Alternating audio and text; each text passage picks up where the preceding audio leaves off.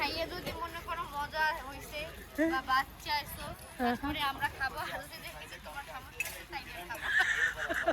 আর যখন আমি অসুস্থ হয়েছি আমি একটা জিনিস ফিল করছি, আমার হাজবেন্ড যেমন মন থেকে এই কথাটা বলছে, বলে কিচ্ছু হবে না তোমার, তোমার যত ইয়া আমার হোক। আবার মানে এইটা শোনার পর সে যে এত দোয়া দিছে, এটা আমার খুব মানে হার্টে যে লাগছে যে আমাকে কত ভালোবাসে। নাচটা দেখাও তো একটু।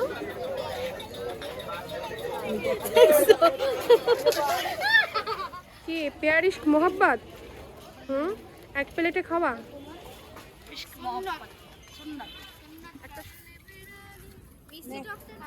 না ইয়া করো, এটা মাখা, কারণ উপরে লবণ দিয়ে দিছে। নামাজ পড়েছে আর ফুটবল খেলতে যাবো না? যাবো না? যাবো যাবো মানে এটা কি জার্সি তোমারটা? এটা তো হ্যাঁ ওই টুর্নামেন্টের চাইছে। এটার নাম কি? এই জার্সিটা কোন জার্মানি। দেশের? জার্মানি। দেখি তো কেমন দেখে জার্মানি জার্সিটা তোমাকে। সুন্দর দেখে, সুন্দর দেখে। মাই চললো, মাই চললো, মাই চললো। তোমার আব্বু লাগায় বসে আর ভিডিওতে এসে করে। জার্মানি তো আব্বু, আব্বু তো জার্মানি, আমিও তোমার আব্বুর সাথে সাথে আগে জার্মানি সাপোর্ট করতে। আসসালামু আলাইকুম, কেমন আছেন সবাই? আশা করছি সবাই ভালো আছেন। এখন বিকেল, বাইরে যাব। যাওয়ার আগে আমি একটু কথা বলে নিই।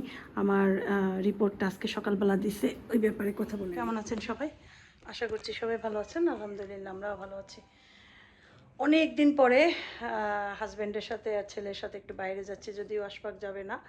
কারণ হয়েছে আশফাক বলি বারবার, আফিফ যাবে না। আফিফ যাবে হচ্ছে, গেছে হয়েছে স্কুলে ফুটবল খেলতে। আমি আসেফ আব্বু তিনজনে যাব হচ্ছে 30 গোডাউন।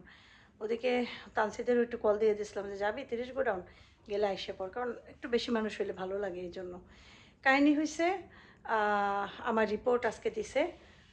যে রিপোর্টের ভয়ে আমি খুব অস্থির হয়েছিলাম।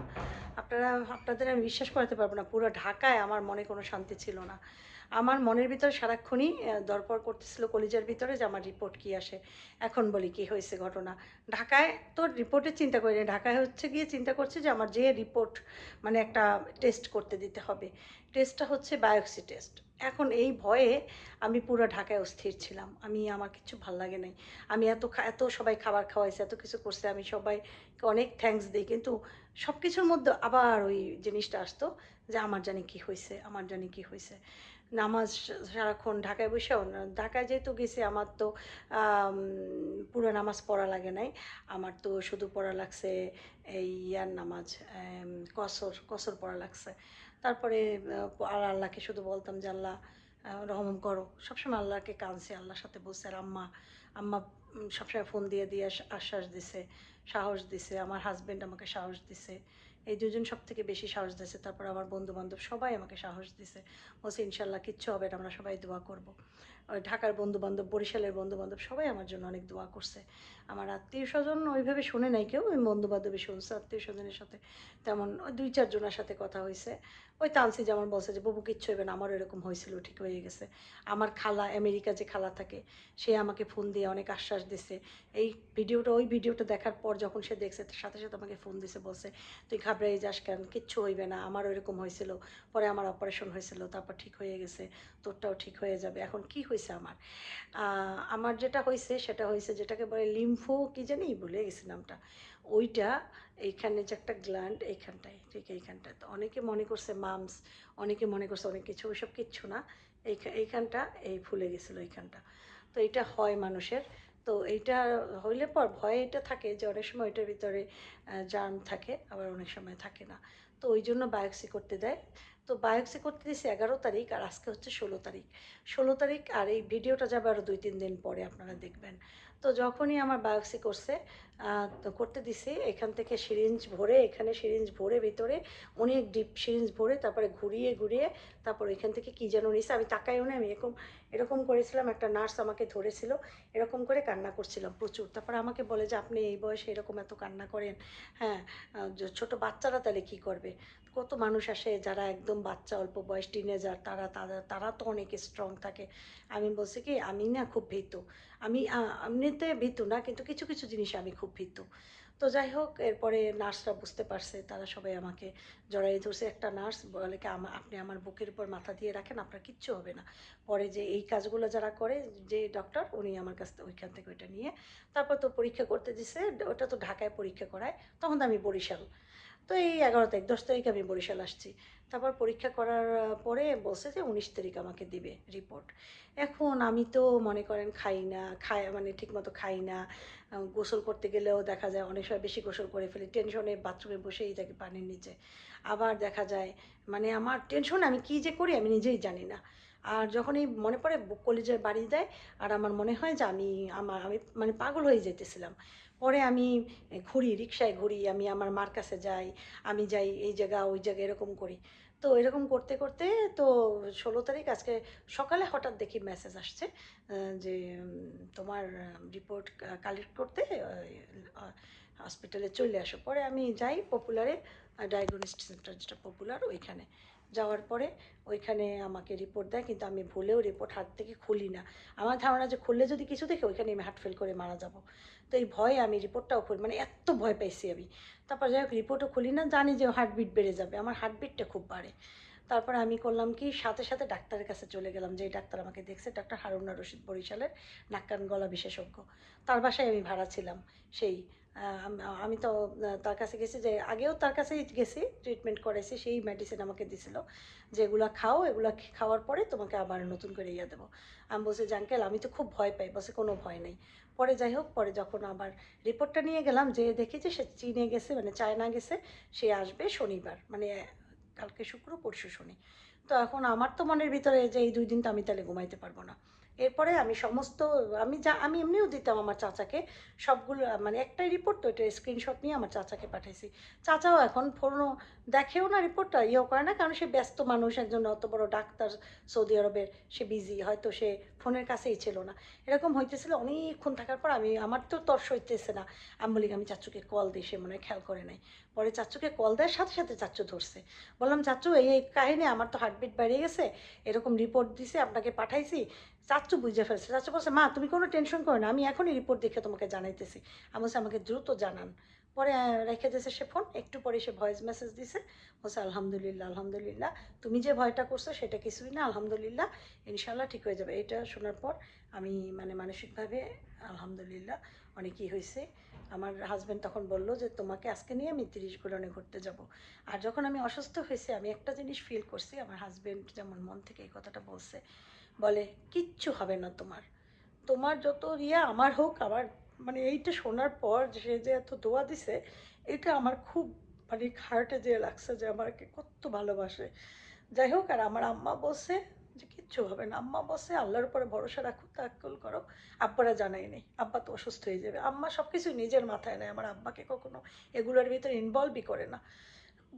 মালিহা আমাকে প্রতিদিন প্রায় ফোন দিয়ে আমাকে কথা বলে, আর আমাকে সেদিনকে দেখে গেছে যে আমি মানে আমাকে দেখে গেছে, বুবু ভয় পাইও না, ঠিক হয়ে যাবে। আর বড় ভাবির ব্যাপার আমি জানি না, বড় ভাবি আমাকে কল টল দেয় নাই। সে জানছে কি না জানছে আমি জানিও না, কারণ আমি তো আর কারোর সাথে কথা বলি না এই ব্যাপারে, আমার তো মন খারাপ। এখন মালিয়া আছে, মালিয়ার কাছ থেকে সে শুনছে কিনা আমি জানি না ওইটা। সে আমাকে কল দেয় না, সেজন্য একটু মনও খারাপ করছি যে এত বড় একটা সমস্যা আমার গেল, সে কল দিল না। যদিও আমি কাউকে জিজ্ঞাসাও করিনি, আমি আম্মাকেও বলি না যে ভাবি কি জানছে বা কিছু, দরকার কি এটা নিয়ে আমি করি না। এখন যেহেতু আমি চিন্তা করলাম যে এখন আমি ভিডিওতে আবার দুঃখের কথাগুলো বলি।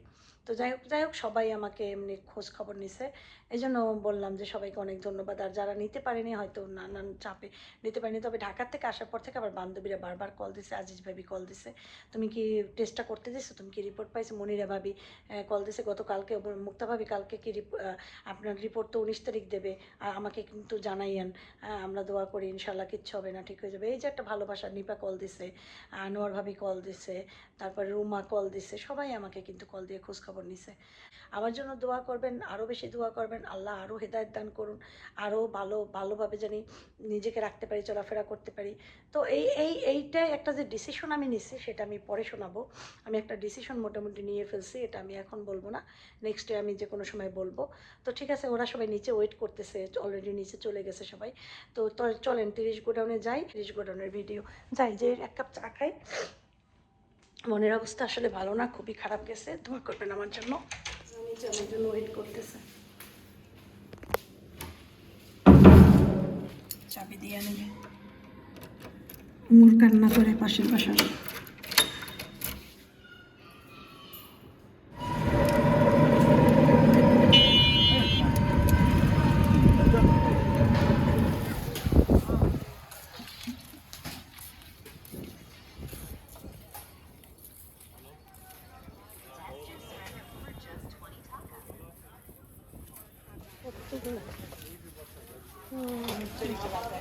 দেখছি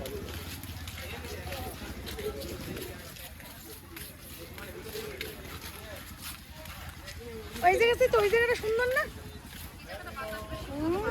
ওই জায়গা পানি, চলো পানিতে চলো। এদের সব সেম সেম করে হয়েছে। তোরা তোরা কি ইয়া school group? School group, school group, school group. Argentina. হ্যাঁ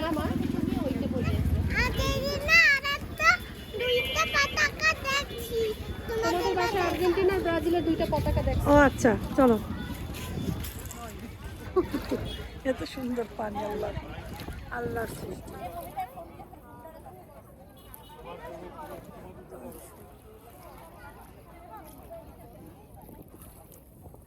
কি বলে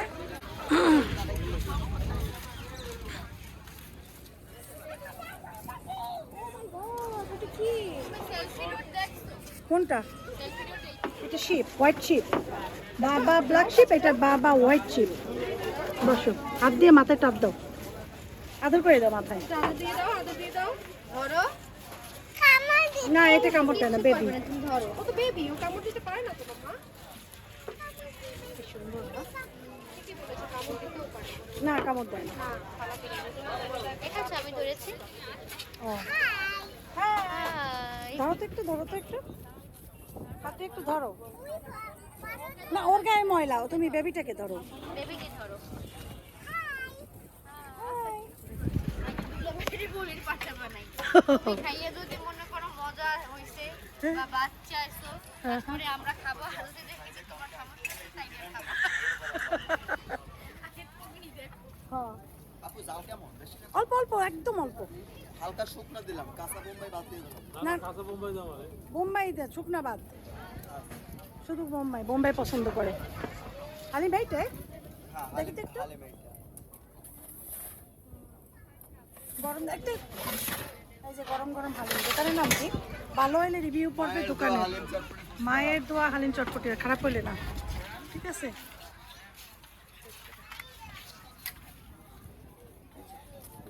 জাল লবণ লাগলে নেবেন। খাইয়ে দাও তো, কেমন? আস্তে আস্তে খাও, খাইয়ে দেখো কেমন। ও একটা ফুচকা নাও। ফুচকা খাবা?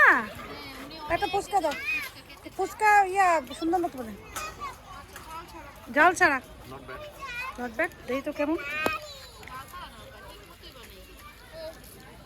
কি পেয়ারিশ মোহাব্বত? এক প্লেটে খাওয়া? একটা সুন্নাত আদায় করলা। লবণ কম, লবণ কম হয়েছে রে, বলছি ওতে বিক্রি দেন বাবু। I may I I. ভাই আমাকে 100 টাকা দাও তো, আমি 30 গ্রাম দিয়ে। হ্যাঁ, আজকে নৌকা চড়া আসলেই রিস্ক। দাও নৌকার অবস্থা কি? কেমনটা লাগে বলো? কেন এমন করো বাবা?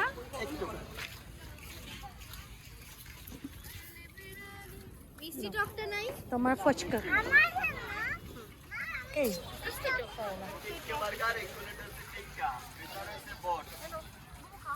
না, এটা আমি খাই মিষ্টি, মিষ্টি দাও। আমাদের মিষ্টিটা মজা লাগে, এই মিষ্টিটা মজা লাগে। বসো বুবু বসো। দাঁড়া দেখে নি একটু খাবার দেবো। এটা কি খাসির না গরু? এটা গরু। ও এটা খাসির। সবই গরু, খাসির কোনো আইটেম নেই। ও সেইটাই নে না, ইয়া করো এটা মাখা, কারণ উপরে লবণ দিয়ে দিচ্ছে, এই বট দিয়ে করো এটা। ওকে তোর আমি নিষেধ করলাম না, নিস না। ওই ওর ফুচকা মজা, ওর ফুচকা মজা। হ্যাঁ ওর ফুচকাটা কি মিষ্টি। তুই ফট করে করলি যে ফুচকা দাও দাও, আমি না, আমি কইছি ওরা খাওয়ার দাও। ও সে ঝামেলা করতেছে, ফুচকা খাবো, ফুচকা খাবো। এই ওইরকম হয়েছে।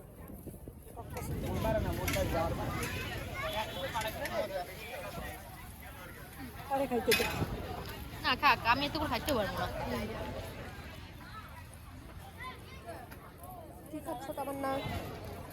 হালিম কেমন? হালিম গরুর রিভিউ দাও। ভালো? বরিশালের জিনিস এমনিতেই বুবু, তোমার কাছে কেমন লাগে? চা ভালো? বট দিয়ে বানান না, কিন্তু অনেক মজা। বটের তো কোনো গন্ধ আসে না। কোনো গন্ধ লাগতেছে না। পুরা করছে বটটার পুরা। আমার বাচ্চা, তুমি কি খাচ্ছ? আমার বাচ্চা, তুমি কি খাচ্ছ? হ্যাঁ দুলাভাই। দুলাভাই এই জায়গায় আসো, ব্যাগটার কাছে যাই।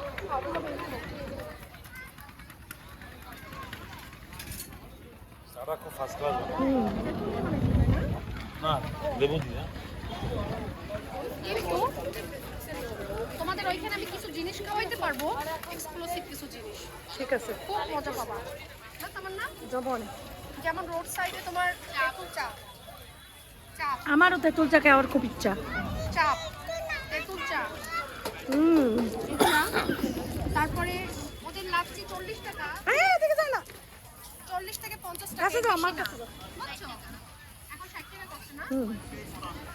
লাচ্ছি এত বড় একটা গ্লাসে লাচ্ছি দেয়, মানে তোমার খাওয়ার পর তোমার মনটা ঘুরে যাইবে। তুমি খাবা? তুমি বলবা যে ভালো ভালো রেস্টুরেন্টে যে লাচ্ছি ফুচকা? ফুচকা শেষ তো, আর ফুচকা খায় না। বুঝছো? খাওয়ার পর বলবা যে ভালো ভালো রেস্টুরেন্টে যে লাচ্ছি খায়, এগুলো কিছুই না, এত মজা। সুন্দর। মারো মারো, লাথি মারো, লাথি মারো। মরি আল্লাহ। বেশি বেশি বেশি। এইটাই খুব মজা করতে পারতেন ভাই। কাস্টমার নাই দিকে যাবে যে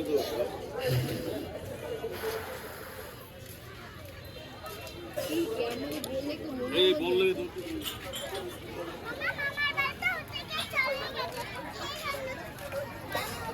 আচ্ছা, তুমি ওদিকে যেও না, এখানে যেও থাকো। না, আমার বলতে ওদিকে চলে গেছে। চলে গেছে, সেই জন্য আমিও চলে গেছি। আর যেও না ওদিকে। এইখানে আছে, এইখানে এসে বল খেলো মানুষের গায়ে লাগে কালকে মেসের মতো, কালকে তো পুরো মারামারি। ধরে নিতে হইবে, ভাড়ায় পড়ে গেলে সমস্যা। এক গুল খাইতে পারি সব একবার খাওয়ার পরেও না। কি একটা উস্তানি আগে বসাইছ আমারে। হ্যাঁ,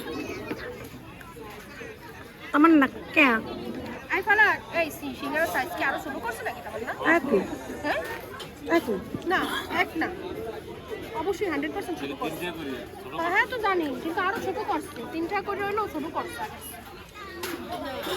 আরে হবে না,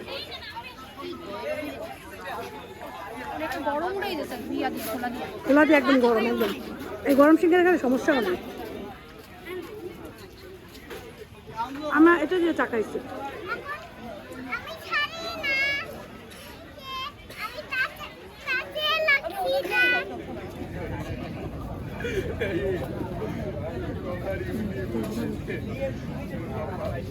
মানে মেসি বলটা ওইভাবে নেয়। নাস্তা দেয় কি এরকম করে ধরে। এই বাবু, মার্টিনিজের নাস্তা দেখাও তো একটু।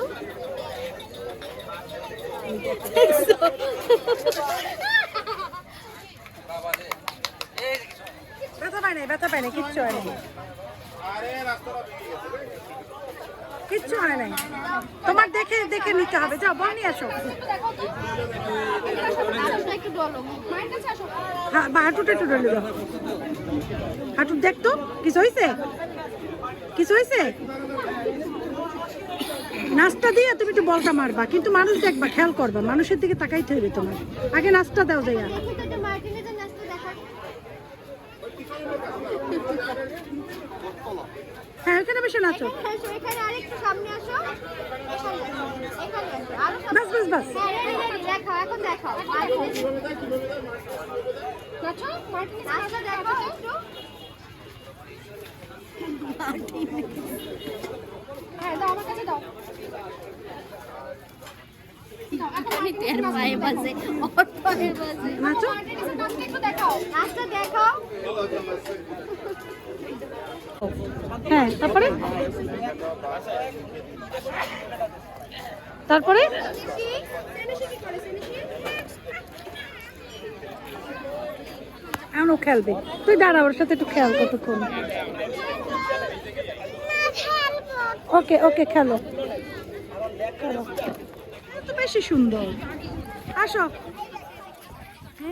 এটা তো বেশি সুন্দর। দাও জায়গায় জায়গায় ট্রলারে করে তুমি ঘুরতে পারবা আবার। এই নদীতে পুরো এটা নদী, ওদিকে নিয়ে যাবে ট্রলারে। ও পাল তোলা নৌকা দেখছো। তারপরে এই পাশে এসে এই জায়গাটা নতুন হয়েছে, আমি এর আগে কখনো আসি নাই। অনেক সুন্দর, দেখো নৌকা ছেড়ে দিচ্ছে। ফালাক কোথায়? ও কি বাতাস, এত শান্তি। আসলে ক্যামেরায় ভালো দেখা যাইতেছে না, খালি চোখে এত সুন্দর লাগতেছে বলার মতো না। জায়গায় জায়গায় এরকম বেঞ্চ করে দিছে, মানুষ বসবে। জায়গাটা সেই করছে রে, সেই আজকেই দেখলাম। সবাই কুকুর সাবধানে যাবে।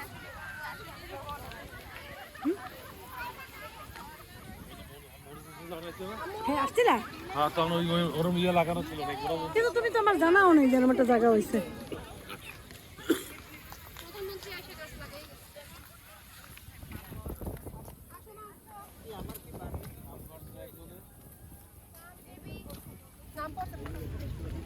কি সুন্দর জায়গাটা। তোমার জন্য কতগুলো কথা শুনছি মানুষের আমি। ফালাক তুমি এখন আস্তে আস্তে হাঁটবা, জোরে জোরে যাবা না, চালাক কিছু বেশি। Baby Nanda stop.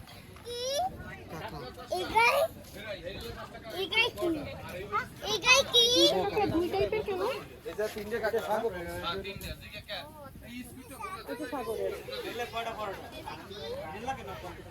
এই যে রাস্তা, কি সুন্দর সাইডে সাইডে বসার জায়গা। তারপর এখানে কাঁকড়া বিক্রি করে, অক্টোপাস বিক্রি করে, তারপরে এখানে ভাজি করে এগুলা, তারপরে এগুলো ভাজি করে, তারপরে এগুলো আবার এখানে খেতে দেয়।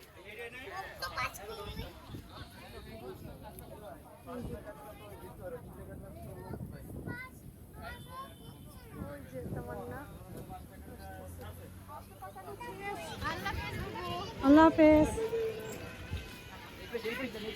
ও ও এই আমরা গেলাম, যাও গিয়ে তোমরা ওঠো।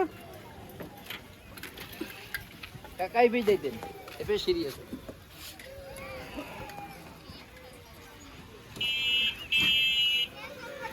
দে দে দে কি